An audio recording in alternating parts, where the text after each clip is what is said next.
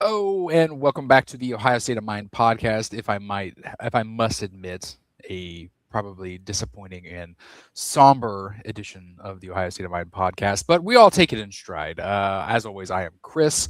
To my left, my hetero life mate Josh. Josh, how was your holiday? I think we talked 1 week post Christmas, but we haven't talked post Buckeyes Cotton Bowl defeat. But how has the rest of your holiday been? Well, man, it all revolves around football, bro. We had some ups and some downs, right? We did pretty well gambling. It's funny too because like after our podcast, I Mhm. fucking just went AWOL, dude. Like, so I ended up taking Vanderbilt. Okay, I told you I was gonna take Iowa. I ended up taking Vanderbilt. Lost. Ooh, I told you I was gonna take USC. I ended up taking TCU on the money line. I won some pretty big cash on that. very Um, nice. but it's been an up and down bowl season betting wise, and obviously Ohio State lost. So things could be better. Ohio State's pretty slow in the transfer portal, and then a large majority of my friends are not Ohio State fans, which is making this even more painful. Uh, which is it's so funny, dude. We'll get into this in a bit, but I do want to add, like, when they lost, obviously there was like an hour where I was like bummed because it was just so predictable and it was Yeah. just so silly how they lost. But then I was like, whatever. You can't win them all. The team's young. They bring back their quarterback, their star wide receiver, their star running back. They're going to hire a new offensive coordinator, kick ass, dude. I'm ready to rock and roll. And then all of my friends just boom, boom, boom, dude. It, Except for Donovan. Or Donovan is a good dude, bro. Donovan, Donovan's riding Donovan. high, Well, he riding was high. he was on the opposite end of the spectrum where he texted me, he's like, "Hey man, you okay? I just want to make sure you're okay, bro." It's like, yeah, man, I don't fucking play for him, bro. Well, it's not just you. Will chimes in. The image of the pick six was a gut punch. I Yeah, had to. Let's be real. My my Josh and I were Buckeye diehards since birth. We're going to be forever until they put us 6 feet down. And you know, it, let's be real. We get more views when we lose. That's for sure. what happens. Yeah, I think that we had a view count in the thousands when Michigan came into Ohio State last season, and the thumbnail was the most. I think that thumbnail from last season's Ohio State Michigan loss with the Michigan players throwing up the OH was more gut punching than this one. dude, 100%. 100%. Okay. Well, can we talk about that for just a second too? Because like, Please. so like when Ohio State lost to Michigan last year, that was to me a program defining loss. Uh, you know, we both sat on this podcast and I wanted to fire Ryan Day. I wanted to burn it all to the ground. I could not see a way out of the disaster that was Ohio State football. Losing to a really good Miami team in the playoff who has a 35-year-old quarterback with your sophomore and you lost by 7 points, it just doesn't feel the year after you won a national championship, it just doesn't feel defining, especially when you take into account that teams with the bye went 1-6 total. So it's like, and I don't want to make excuses for them, but Yeah. it's comforting though, right? It is something of note. It just doesn't feel like a program defining loss. So I'm You just, know, you and I have been Buckeye fans since the mid mid 90s, and we've seen absolutely our share of heartbreaks with this Ohio State team. And I really did. I think you're right. I think after last year's loss to Michigan, I was in the same camp with you. I don't yeah, I, man. I think I came here on this podcast with a list of people we could hire over Ryan Day, Yeah, and dude. and being able to turn that season around and achieve what they did, become national championships. You're absolutely right. I was bummed for about 10 minutes, and then I was like, you know what, man, Can't win them all. what do I have to be bummed about? I don't have a Nick Saban led Alabama team that wins it every other year, but man, I'm pretty damn thankful. I'm pretty excited for next season. And honestly, I'm pretty excited that we're gonna, without question, have a Big Ten team in the national championship this year. Yeah, man. I don't know if I give a shit about that as much. I kind of do only because it's so weird. I usually, we talk about this every year. I try not to be like that guy that's like Big Ten, Big Ten, Big Ten. But there's so many people, we talked about it all year long, that were just hammering the Big Ten is overrated. The Big Ten sucks. Ohio State schedule's overrated. Actually, there was one moment of weakness, and you can ask Justine this. I had a buddy who's a Miami fan, and he was just peppering the chat with, we Yeah. knew Ohio State was soft. When you look at that whack ass schedule, this or that, and I lost my mind. I called him, bitched at him, just fucking 20 minutes straight, just yelling at him, because like that's all bullshit. Ohio State got their ass kicked. Ohio State got outmanned. Perhaps Ohio State's schedule what was leading us to see them as fraudulent, but to act like that's an Ohio State issue or a Big Ten issue, fuck you. Fuck you. No. I mean, Tennessee and Missouri won 0 games against teams with a winning record. Texas A&M got their ass beat. I mean, maybe not their ass beat. That's a little extreme, but they lost the playoff. And looking back, they played more fired coaches than coaches that are still there. Like, you know what I mean? Like, the Big Ten's fucking tough. Okay, Ohio State's schedule is nowhere near the joke everybody acts like it is. It's just the Texas thing too. I'm so sick of that too. Well, they got Texas at the best time. Well, Texas also got Ohio State at the best time. It was Julian Saint's first start. Okay, so that valid goes point. both ways. But whatever. That was just my biggest issue with it, is that people were messaging me about the schedule and the Big Ten bullshit. It's like, dude, fuck you, man. The Big Ten's been killing its bowl season. The Big Ten's tough, dude. No, I wholeheartedly agree. And Will says you might as well. You're throwing the dudes out there. You got a little bit of the dude going on right now, my friend. I'll take it. No, I think I absolutely. You're absolutely right. Again, it's. I'm not a Big Ten versus the world kind of guy. I'm not this SEC buy it, but we've said it time in and time out this season that when it comes to a one last loss team, the SEC gets the benefit of the doubt. 2 Yeah. loss team, 3 loss team, 4 loss team. We sat here, bitch moaned, griped, and complained about a Missouri team who didn't beat a 500 team all season. And they were ranked all year long. Same with Tennessee. Ranked all year long, and they didn't beat a 500 team. But that is what it is. We're gonna talk about what really hurt you and what you're optimistic, if you would, about when you saw this game 2 weeks ago. Buckeyes, obviously, they go down to Miami 24-14, 10-point loss. It was a 3-point game with a minute left. Yeah. Miami, I'll get this jab in. This is my only jab I want to get in. Miami wins its first meaningful game in 23 years. But Buckeyes were outmanned. They were outmanned up front. They were outdogged up front, and they just kind of simple little. I wouldn't even say trickeration. It was just a lot of motion that confused them. A lot of alignments that you didn't see them react to, which you would see them react to a lot all season long, and just a lot of little mental errors mainly across the offense, obviously getting outdogged, but it's a couple of little breakdowns on defense as well. Yeah, man. I think that the breakdowns on defense are whatever. Let's start from the beginning. Let's start from the offense. The most obvious thing to bitch about the offensive line. Offensive line was piss poor. Someone needs to be fired.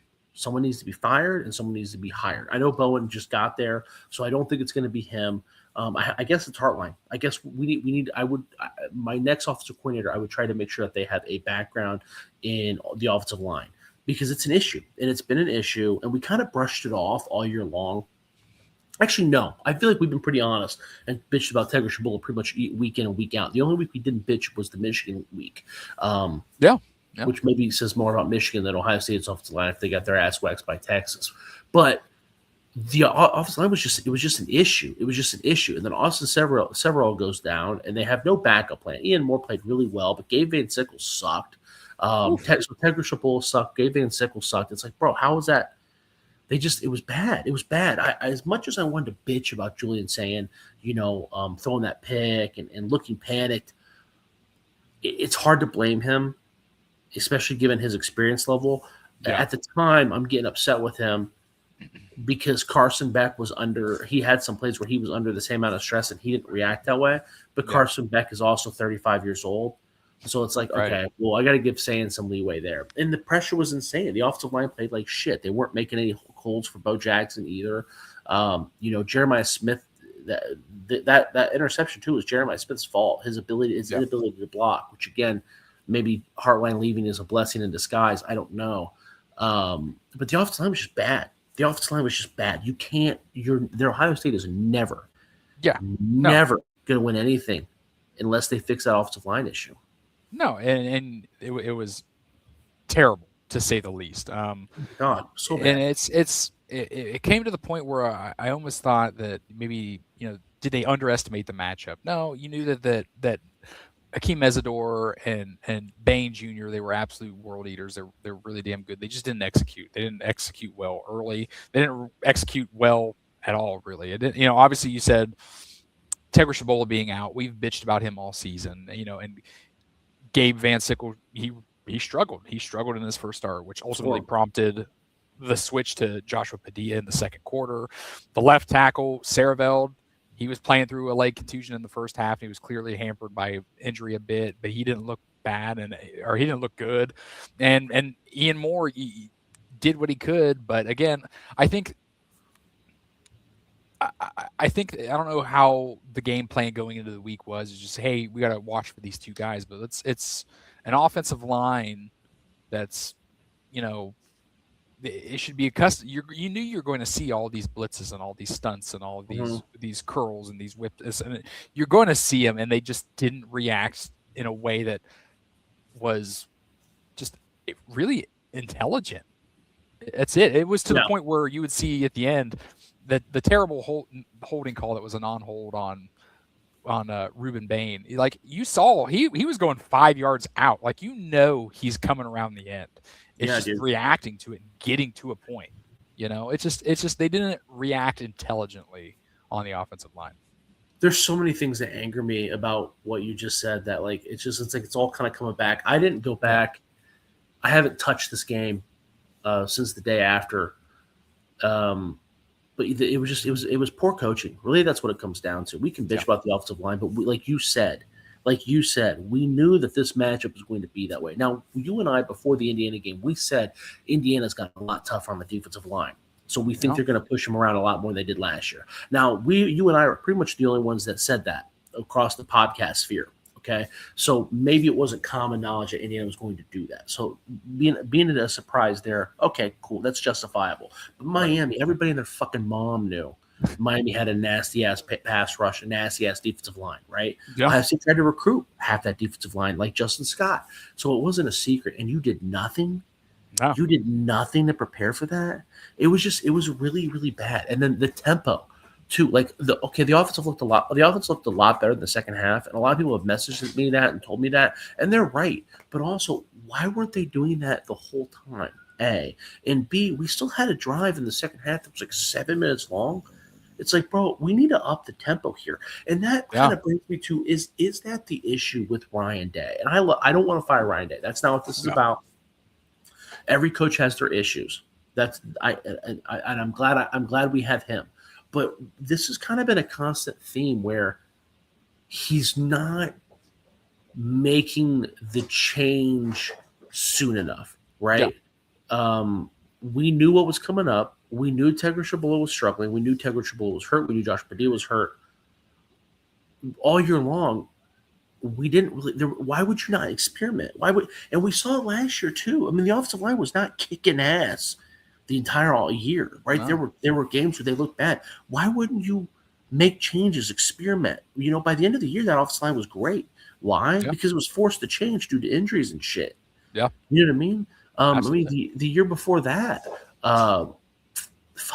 when they had was it Carson? Yeah, it was last year with Carson Hinsman. It was just there. In the year before that, there's for every year there's been an issue with the offensive line. And it feels like they're not willing to try anything. And I don't think you can do that. And also, we were told all year long, like, oh, when we want to get it, we can get it.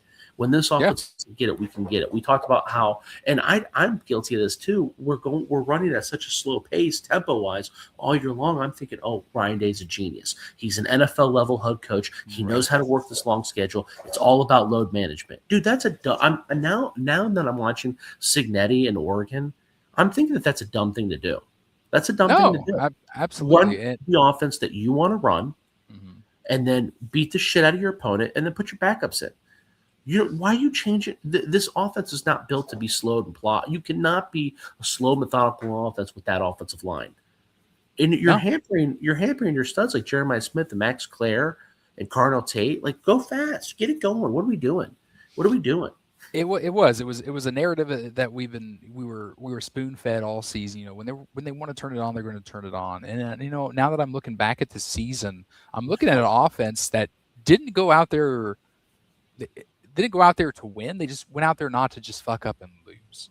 And Yeah, I'm looking back at this season, it's how it felt. It felt like a team that was going to go out there not to win, but just not to lose. And it reminded me, in a sense, I was a little bit reminiscent of the 2015 season after the Buckeyes won the national championship. And it was kind of like that. They didn't go out there and try to crush anybody.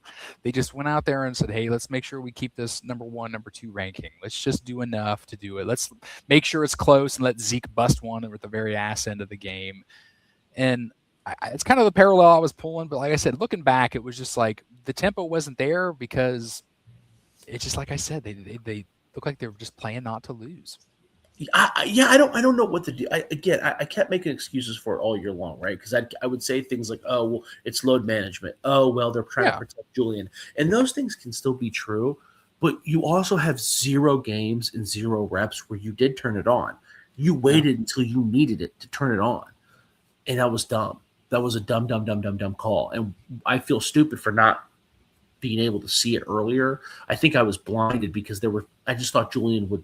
I think I thought this offense would struggle earlier, and I did not think that the defense would be better than the defense from last year. No. But it would be interesting to go back and look at the stats. I know that the Ohio State ended the year out of the top 60 rushing the ball. So maybe the offense was worse than I think, and maybe the defense being so fucking dominant is what has propelled this team to look like these blowout monsters and these teams that were beating the spread all year long, like they were. Right. And that's entirely possible. I kind of get annoyed with people saying that the defense is overrated too, because like the defense was lights out. The defense didn't let up. The defense let up 17 points to a high-powered offense. And they gave up one of those touchdowns on purpose. I thought that the defense played lights out once again. I think that it's a kind of a shame that the defense was wasted, because there's no way that the defense can be this good next year. It's just impossible. Yeah. No, I wholeheartedly agree. He said his Beck's third down scrambling was surprising. I was surprised. I was surprised, Will, seeing fucking Yeah. Carson Beck run on them. There were Buckeyes were 3 for 10 on third down. Miami was 7 of 14, which is 50%. I'm not here to insult your intelligence, but that last drive.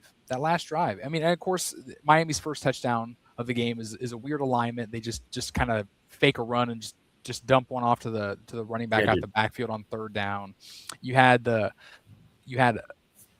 3 third down conversions on that last drive of the game for Miami, to include just a basic as could be slip screen that really had my blood boiling when I saw it. But no, Will also chimes in while we were talking about the offensive line. How did Moore play? Does he have a future? So Moore came in for Saraveld. Mhm. As much as we're talking about how terrible this offensive line played, looking at the alignment of these men that were out there on the offensive line in this game, you're going to see every one of them come back next year. And Except for Chipola. except for Tegra Shabola. But like I said, the ones that were out there, you're going to see all 5 of them back. And Yeah. like we said, we're not here to say Ryan Day needs to go. Without question, No. we've learned our fucking lesson. But at the same Yeah. time, you've got work to do, and the work starts on the offensive line, and then 100%. after that, we start working on the tempo. But we do. We saw a picture of what this offensive line is most likely going to look like next year. Last one And, from Will. well, I want to add to the Ian Moore Go thing. ahead, Ian, I please. thought, let's put it this way. I was impressed with Ian Moore. Um, Ian Moore replaced Saraveld, who was the best offensive line all year long, and had to go up against Bain and held his own. And you would expect a guy like that to look like he let's put he went in there and was not the worst offensive lineman on the team. No, Cold. And I'm like, no, wow, that's so I was yeah, I don't it made me question, why the fuck wasn't Ian Moore in there over Gabe Van Sinkle? Like, that's what no. that's you know what I mean? It's what the fuck, dude. No, I agree with you there. And then this one with Will, could the speed be Harline's first year? You brought up the speed, you brought up the tempo. Will, we've talked about it as well. we're talking about the speed and the tempo. You saw the Buckeyes pick up that tempo. You saw the Buckeyes pick up the tempo, and then you saw Akeem Mesidor, and you saw Ruben Bain come out of the game, and then you saw Yeah, them pick up that tempo, and you saw them start clicking. yeah, Obviously, it faltered with a missed field goal, and I'm not even going to touch it. Okay, not even going to dude. touch. Victory lap for you though. We do need to touch it because that's. I mean, you called it last year. I was upset with him last year, but I kind of came around after the injury came out. You know, we saw him warming up, and the dude is great when he's warming up. Oh, but you're right.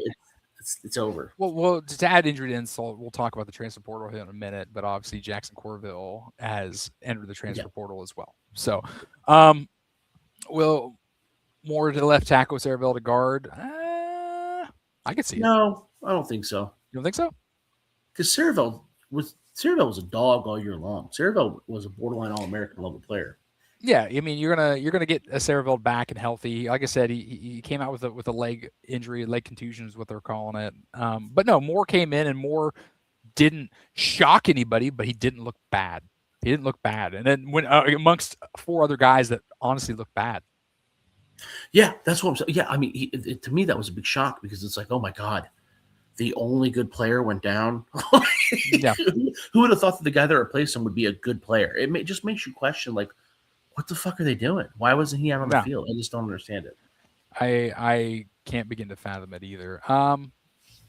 So no, we talked the defensive side of the ball. Like I said, defense played lights out, but again, defense, they gave up one touchdown until there was 1 minute left in the game, Josh. They did. Yeah, you're right. It's nitpicky, but it does need to be said. Yeah. The defensive line look back non-existent. Caden McDonald got in there a time or two. Sure. Yeah, he was really good. The defensive line, the pass rush was not there. You know who had a really bad game? Arvell Reese. Reese was. I mean, he should come back because this is finally an NFL offensive line that he went up against, and the guy was fucking a ghost. He was a ghost. Caden Curry was basically a ghost. I mean, they were all other than Caden McDonald. Caden McDonald basically secured his first round paycheck. That dude was getting double teamed. He was still just a monster in the middle. But the defensive line was pathetic, and Arvell Reese was not good. Sonny Styles wasn't really good either. He missed a couple tackles. He was non-existent. Yeah, I mean he was there. I think he had like a screenplay. He blew up. He did. You're right. I'll give you that. But other than that, he had multiple missed tackles. Can I go the opposite side of the spectrum for a minute though? I thought Peyton Pierce played a great game. I thought Peyton Pierce. You go back and watch that. Peyton Pierce played a great game. Yeah, I'm cool with that. Because Peyton Pierce, I would put him in that Ian Moore scale where it's like I don't understand why this guy's playing better than the guys that are in front of him. You go back and watch that game. He's an absolute hole plugger. He had a good game. He really did have a good game. Yeah, but again, I don't think it's the defense's fault. Is it time to discuss bringing in a new defensive line coach, bringing in some fresh blood there? Maybe it might be, dude. I mean, we had guys. George Atkinson had double-digit sacks in the ACC. We can't fucking see the field. Like I don't really understand what's happening. Edric Houston. We saw flashes of that last year. The flashes are gone. We're not getting anything now. I don't know. It just feels like there's talent left. It feels like the defensive line, the offensive line, there is potential. We're always bitching about them not reaching their potential. Yeah, a lot of potential left on the table. You're right. Yeah, man. You're absolutely right. And we've seen it. I mean, we'll go. Let's say the last minus Chase Young. The last 4 years really? Last 4 years. There's always been like someone who's solid. Like JTT was good. I'm not shitting on JTT, but he did not change since his freshman year. And Jack Sawyer was okay, but if you take out the playoff run, that dude was a very average Ohio State player. If you take out the playoff run, it feels sacrilegious, but he was very average, right? Tyleik Williams was great. He was a monster, but also he was a monster as a junior, and he didn't get better either. So it's like plateaued, you're seeing guys not blossom, not fulfill, and that someone deserves the blame there. No, I agree. Matthews got burned. Surprised the DMs didn't have much effect. No, honestly, Josh and Will, I tell you, I think honestly, the uh, freaking Devin Sanchez looked all right. Yeah, And dude. Yeah. what was the other safety that was in there? What is I his mean, name? McLean Rook. was in there a lot, but I mean, he What was the starts. other one? Rook the third. What is his name? Leroy Roker. Yeah, I didn't think he looked bad. He was there at plays. I couldn't say he was making the plays, but he was there. Devin Sanchez looked good. I'll put Devin Sanchez in the good. I didn't pay attention enough Yeah, to Roker to know. But yeah, Devin Sanchez played good. Devin Sanchez. I mean, we're seeing how good he played with yeah. this Aaron Scott and fuck, who's the other one? Oh, Aaron Scott and Bryce West, Bryce West and both entered the portal, dude. So yeah, like we're seeing kind of like, which is weird, but whatever. yeah, Um, yeah, Devin Sanchez usurped those guys. That guy he's legit good. yeah. And Well, he was rough last early on. we're gonna talk transfer portal. We'll go down some updates here next. We got any lasting thoughts for the Buckeyes getting their dreams dashed in the college football playoffs earlier this year? No, man, we just gotta look for it. He's got to do something. He's got to make sure he's hiring coaches. He's got to rejuvenate the offensive line. He's got to What's hire an offensive coordinator that knows what he needs to do. And what's he's also, priority number one? What's priority number one for Ryan Day? well, I mean, it's OC, right? Hiring a good OC, hiring an experienced OC. I would go try to do the exact same fucking thing you did on the defensive side of the ball. So I don't know. I'm not smart enough to know the names that are out there. But Chip Kelly got hired by Northwestern, but that would have been my first fucking phone call. Well, you brought it up. I think number two is make sure that we can see if Matt Patricia's interested in staying in Columbus. Oh yeah, that too. That too. I figured that was a gimme. Oof. Nothing in college football is a gimme, my friend. That's fair.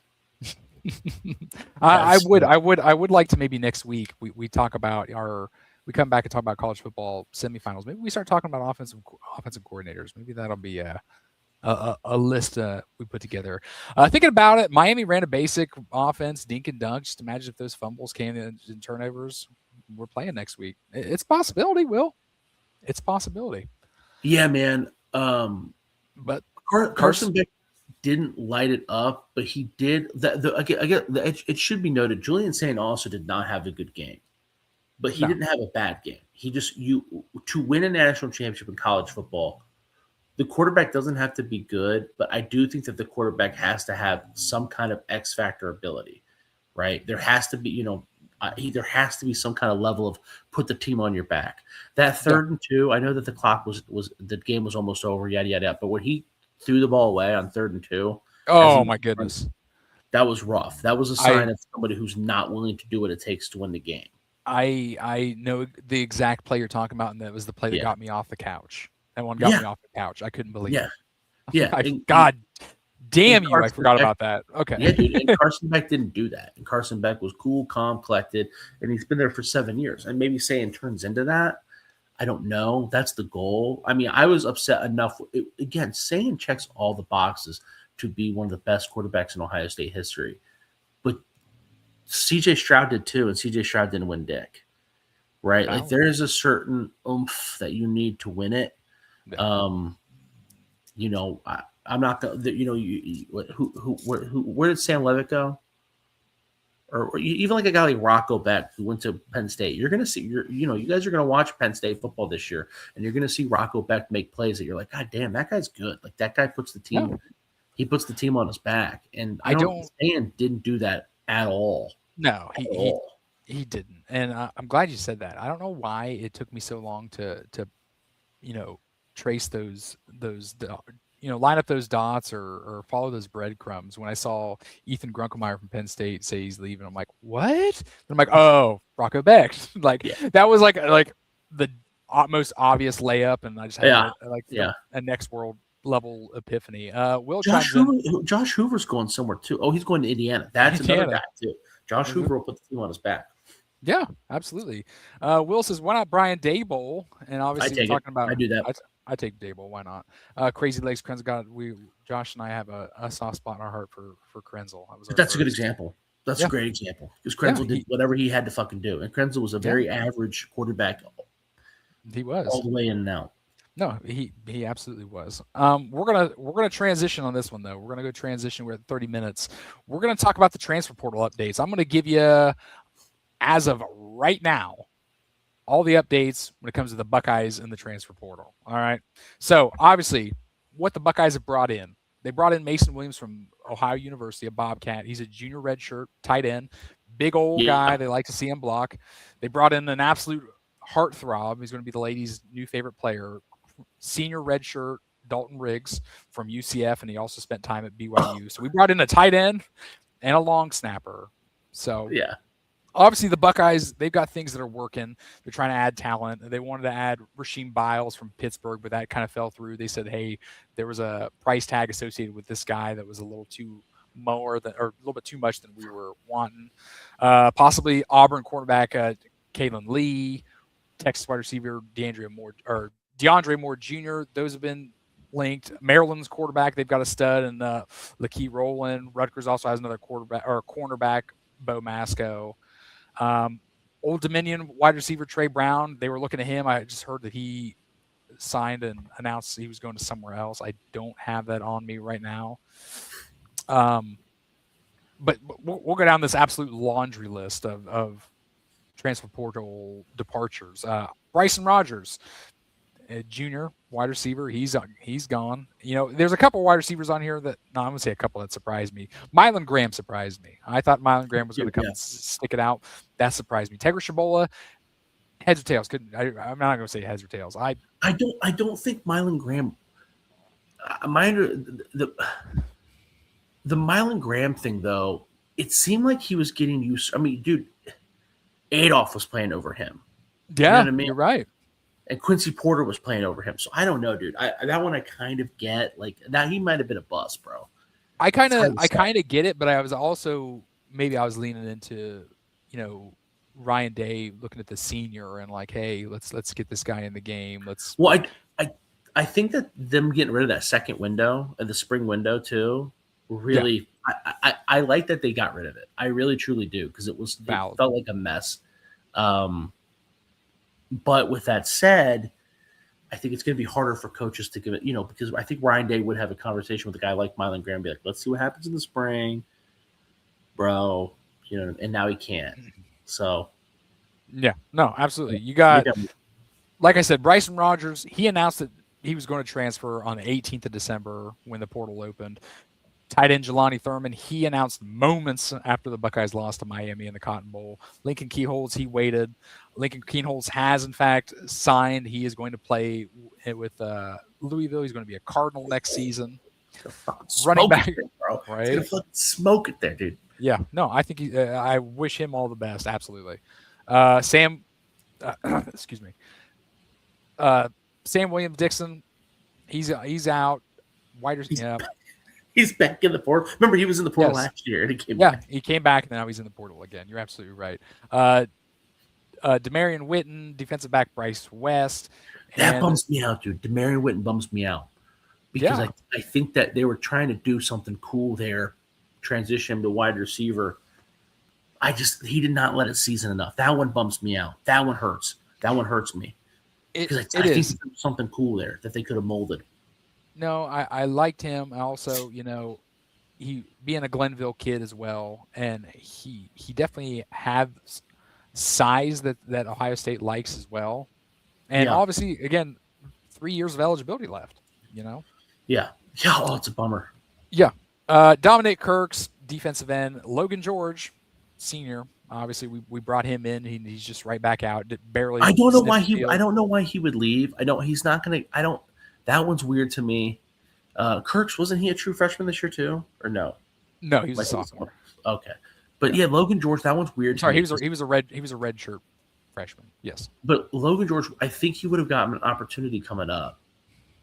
Yeah, I don't know. That one's weird. That one's weird to me. I thought there was an opening for him, but I think maybe that also comes off the heels of, some announcements maybe coming up here in the next month. Who knows? I don't know. James People, we all speculated James People was on his way out. Good for him. We wish James People nothing but the best. He's going to be a dog for somebody. The one that hurts, Jackson Corville, backup kicker, Ball State, multiple 50-yard field goal kicks, even game winners. Buckeyes are going to be shopping in the transfer portal this off season and for a new kicker. And also lost our punter. Also lost our punter, Nick Velarde. I couldn't believe that one. And he's like, well, I guess like, hey, the Buckeyes, they don't see the Buckeyes punting much, and you don't see the Buckeyes punting in the future. But Well, he's the 6'9" one, right? yes, he's a big one. Well, it's a bummer. He was a true freshman. Is that right? He was a soft redshirt. He was a redshirt freshman, as it was. He kind of went through some screw. I could see why he would leave. Remember, he would Okay. always have fucking bomb at like 90 yards at pregame, and then like, Oh, okay. but then Okay. he would like then have like a 20-yard kick, and people in the stands would be like, Right. "What the fuck?" Like he could hear people in the stands be like, "What the fuck?" Like, y'all came to the show today and warm up. So Yeah, what do you dude. think about that, huh? It's like, Yeah, dude. let this drive stall and then just absolutely shit the bed. Yeah. Yeah, No, dude. He was awkward. He did it pregame too. He would pooch like 20-yarders. He'd be like, "Well, why did you do that just now?" Like he's just wildly inconsistent. So I could see that. I could see him getting sick of it and be like, "Fuck this." yeah. We've got 3 offensive linemen. We've got Devontae Armstrong, Isaiah Kema, and of course Tegra Shabold that we've talked about. All 3 of them are making their departures. Neither of the 3 have signed with any team yet. And of course, the 2 that kind of suck we talked about, but maybe the writing was on the wall. Aaron Scott Jr. and of course Mylan Graham Yeah, or Bryce West. and Bryce West. Absolutely. No, I but yeah, again, Bryce West and Aaron Scott, they're both going into this season as redshirt sophomores, you know? Of Yeah, course, you've got Devin Sanchez coming back. You can see that the Buckeyes are what we, speculate are looking for, options at corner in the transfer portal as well. But let me count these up as of right now. 1, 2, 3, 4, it's fucking weird too because both those guys are from Ohio too, right? 15, 16, 17 in the transfer portal as of right now. Yes, they're both from Ohio. I don't get that. I don't get the lack of patience there, but maybe they know Yeah. something I don't. It's very confusing. Only one of the Witten is the only true freshman, correct? Yes. And then you got like the Mylan Graham thing. I do think that like I'm in my head. I feel like I understand why that's happening. I James Peoples is a little weird to me too because it's like I felt like his snap count was going up. CJ Yeah. Donaldson's going to be gone next year. Bo Jackson can't block. What the fuck? I felt like maybe, Tegra Shabola feels weird too because it's like, dude, you did start all year long. Yeah, you're struggling, but also you are the big dog. Like you tell me you can't Yeah. put in the work. I don't know. That just feels, some of those feel a little weird. And then CJ Hicks is gone too. We talked about that a little pre-show. Yeah, we talked about that. CJ Hicks is on his way to University of South Florida. He's going to reunite with Brian Hartline, and we talked maybe it's a comfortability thing, and maybe it's a I know you, you know me. Maybe it's a potential leg up, but he just didn't see the field. We saw him get experimented in the off season, moving him around a bit, trying to find a place for him. But obviously, we're not going to sit here and mince words. That the defense looked good without him. Yeah, no, CJ Hicks did not have a role. He was getting worse. Um, I'm glad. I'm not glad, but like I'm excited to see what he can do with a team that'll let him loose. That maybe Yeah. is in the group of 5 where he can kind of dominate a little bit. I think that's a good move for him. No, That's the one. That's the one where I'm like, okay, good for you, buddy. yeah, no, absolutely. Yeah. We're at 38 minutes. We're trying to keep it at 45 tonight. We've got babies and phone calls and things like that to make. We've got college football semifinals, my friend. We want to. I don't know if I want to hear your thoughts on it. What do you think about come Friday and Saturday night? Okay, so you got Oregon. Do we have the spreads pulled up? I don't, my friend. I didn't even think about it. Today was my first day back to work, and I'm all over the place. So I know Miami's favored by 3. I plan on fucking hammering that dude. I think that Ole Miss is kind of a fluke. Of course, I talked about that. I said that earlier, and I was wrong. So, but I think that what we learned too, we also learned that the bye weeks are more. The bye weeks are a hindrance in college football. They need to do something about the scheduling. They just do. But yeah, so if you're Miami, I've seen what Miami can do. Now you got a 35-year-old quarterback. You got receivers that are very quick, very very reliable, and you got a defensive line that's absolutely dominating. And you're playing Ole Miss, who's running on fumes after Lane Kiffin left. Give me Miami, giving the 3.5 all day long. The next game, Indiana's favored by 4 points over Oregon. I'm taking Oregon, dude. I think Oregon's legit, bro. Oregon put the fucking beat down on Texas Tech. I know people are messaging me saying Texas Tech is overrated, but I think that they're only saying that because Texas Tech is in the Big 12. There are some tough teams in the Big 12. There's some good teams in the Big 12. Texas Tech fucking put a chokehold on a Utah team that is very good. They put a chokehold on BYU twice. They put a chokehold on. There was another BYU, or was it TCU that was ranked in the top 15 at the time. Yeah, I Um, think like top 18, something like that. yeah, Texas Tech is tough, and Oregon beat the piss out of them. Beat the piss out of them. The only thing I question is Signetti's clearly a god, and the Oregon offensive line. But Alabama, we talked about it with Alabama. I bet on Alabama against Indiana last week, but I don't think Indiana beat the shit out of Alabama. Obviously, they did, but like I think it was more so Alabama just blows. We talked about how Alabama didn't deserve to be in the playoffs. We talked about how one dimensional Alabama is. We talked that was the risk you take. When you're one dimensional, you make the other coach's job way fucking easier. And that's what happened. They didn't, they beat an Oklahoma team. I don't know how they beat Oklahoma like they did, dude. They were down 17, so I don't know how the fuck they came back. I'm glad they did. I had money on them, but I don't know how they did it. They didn't deserve to be in the playoffs, and Indiana exposed them. But I think that game said more about Alabama than it did Indiana. I think It did. Oregon. Yeah. I think the Oregon game said more about Oregon than Texas Tech. So that's why I'm betting on Oregon. No, I wholeheartedly agree with you. I got yeah. So I actually like this comment here, Will. I got you, my friend. The story of two leagues and teams meeting in the championship game. I mean, I hear you.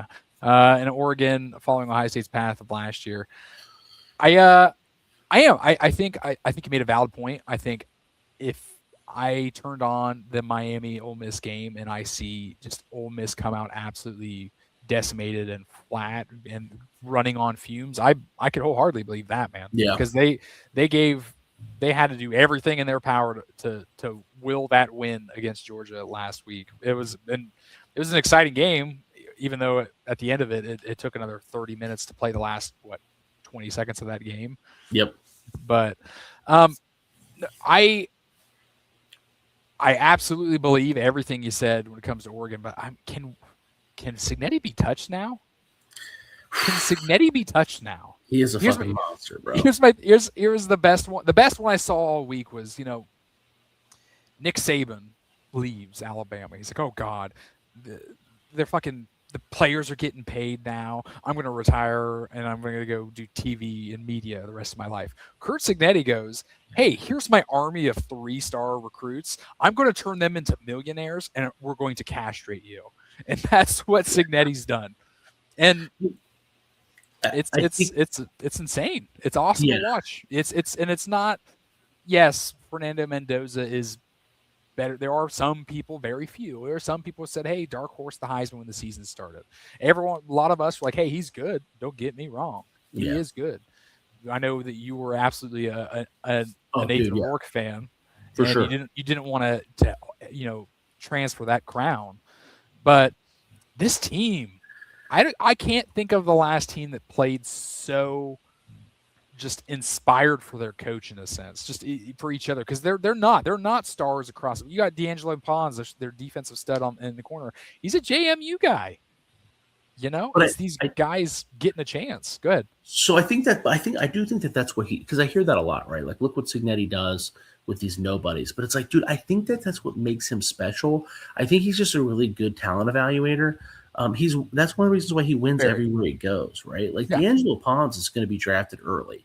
I don't care if he's a JMU guy. That dude's he's a 5-star guy now. Kamel, the defensive end, that guy was a JMU guy. 5-star guy now. Elijah Surratt, JMU guy. I don't give a shit. That guy's a 5-star guy. Like those guys, he got guys at JMU that shouldn't have been playing football at JMU. Right. No, and even when you look at the transfer portal, like Fernando Mendoza, was that a big get? Yeah, 100%. But was he like the get? Was he the get? Yeah, I mean, not really, right? Like, I mean, Carson Beck was a bigger name, a bigger get than Mendoza. And Mendoza played his ass off way better than Carson Beck. You know what I mean? Might be the first pick in the NFL draft. And I don't think a lot of people expected that. You nailed it. You absolutely nailed it. His way that he evaluates talent needs to be studied, because it's Yeah, there, man. It's there. he's just good at it. I think, and there are. I don't know. I don't know if he's the only coach ever like that, but this is the first coach that's like that in the day and age of the transfer portal, right? Um, I think that there were always guys like that. I think Chris Peterson was probably like that at Boise State, getting Yeah, guys like Doug I can see that. Martin, David Johnson, Jared Zabrensky, Kellen Moore.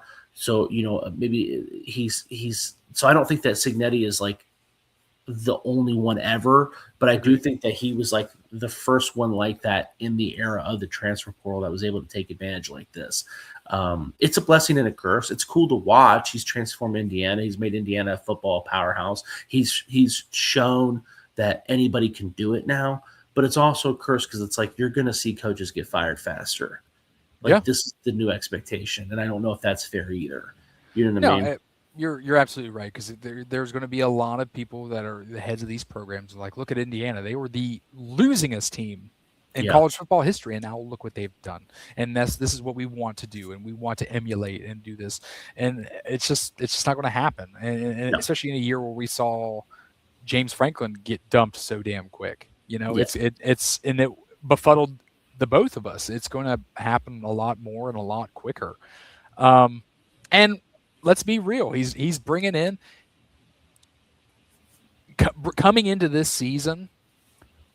Would you have thought what's a bigger get for Kurt Signetti, bringing in a quarterback in Fernando Mendoza prior to his last start at Cal, or bringing in Josh Hoover from TCU? Oh, I think Hoover's a bigger get. He is, and guess Yeah, what?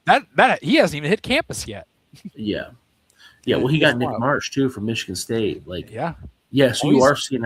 He got. When I looked at the Indiana transfer portal class too last year, I was looking at Pat Coogan. I think his name was the offensive yeah. lineman from Notre Dame, and maybe it is. You could make an argument, but like I was thinking, that's the big get. That's the big get because I thought Mendoza. I never thought Mendoza was bad, but I thought Mendoza. I did not think you were going to see an increase in production from Rourke to Mendoza. I Well, I just did. mean, hear me Um, out. Did you just bring up the Rose Bowl MVP, Pat Coogan? Yeah, you did. yeah, there you It's go. wild, man. It Yeah, is. It man. is wild. But yeah, you said again. Hey, look at Nick Marsh coming to Indiana. Yeah, Look at Josh Hoover is a big get, and Josh Hoover's a huge get. Josh Hoover. I mean, you have Sam Levitt. You have Josh Hoover. Those are the big. I know Texas Tech gave Brandon Sorsby all that money. I don't think he's the dude. I I don't don't think think he's he is. But bad. it's Texas Tech. They have that money. That's what's going to be. Oh, I and know let's it's just not weird that they didn't give it to another quarterback that was let's better. not let's not forget that they have brought in Turbo Rogers from Boston College as well. Yeah, is that a big get? Is that? It's a great name. It's got a fun name. Yeah, God damn it, it's fun. yeah. Uh, Will chimes in. Shit, you mean Saban said all the teams play? I'm out. Yeah, no, absolutely. Did I hear that right? Ole Miss is losing. Ole Miss did lose more Yeah. coaches this week. Yes, they've got one coach remaining on that staff. The offensive coordinator. What is the offensive coordinator's name? It's He's someone's a kid, right? he's a Isn't it nepo. someone's Yeah, kid? Yeah, it's a he's a nepo nepo. baby. Uh, Is it Charlie Weiss? Charlie Weiss Jr.? yes. Charlie Weiss Jr. He has stayed. He is still with them. And hey, who's got it better than Lane Kiffin right now? Just moved to LSU, banging anything that's blonde that moves to him, and he's getting paid by two schools. Dude, he's getting paid like 500 grand per win or some shit like that. He made $250,000 last week. He didn't do anything. Yeah, dude, it's crazy. He made It's crazy. $250,000. Oh my goodness! What do we want to talk about next week, my friend? Well, maybe we should go over the transfer portal stuff. You're starting to see some of these guys fade away. Sorsby went to Texas Tech. Mastermaker went to Oklahoma State. It'll be interesting to see some of these guys. Ohio State is going to want after Cam Coleman, the wide receiver from Auburn, Chaz Coleman, the defensive end from Penn State, Coy Parrish, safety from Minnesota. Ooh, there's So the some one. of these, some of these guys, DJ Lagway from Florida. These guys we are going to have names and places and be able to follow them.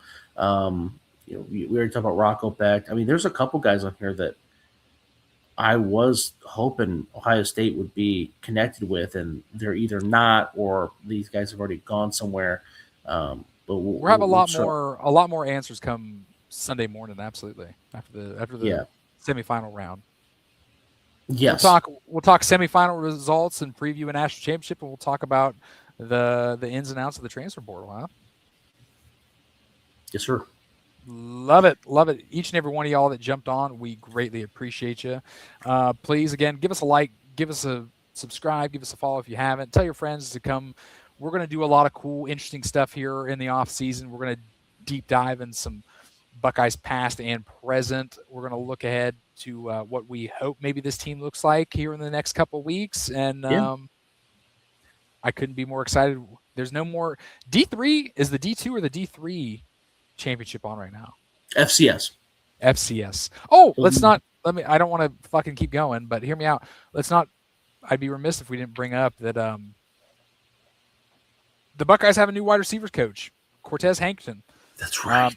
He was LSU. Brought in Lane Kiffin. Kiffin migrated his offensive staff from Ole Miss.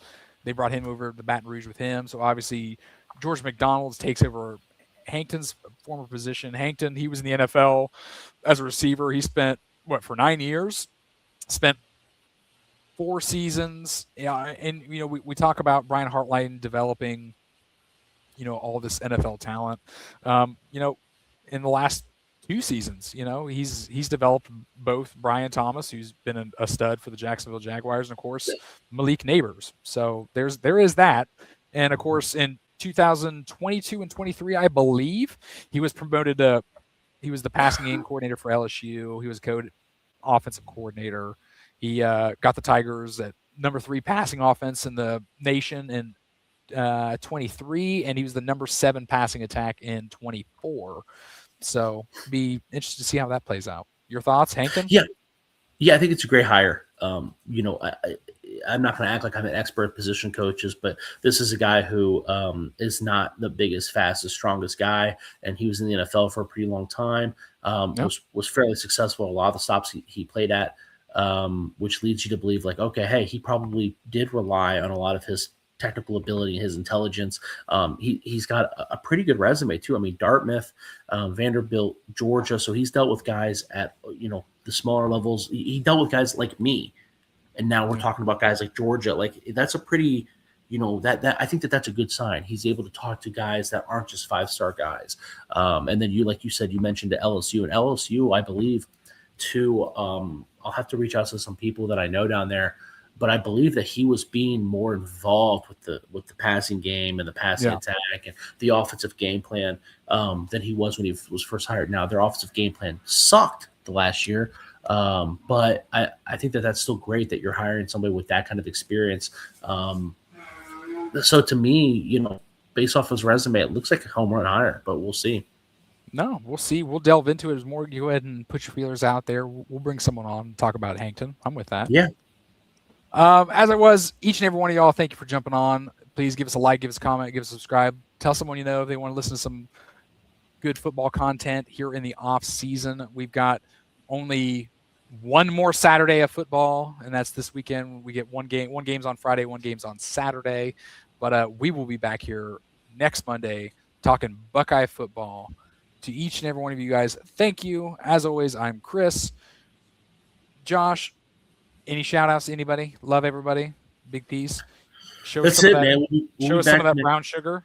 Love it.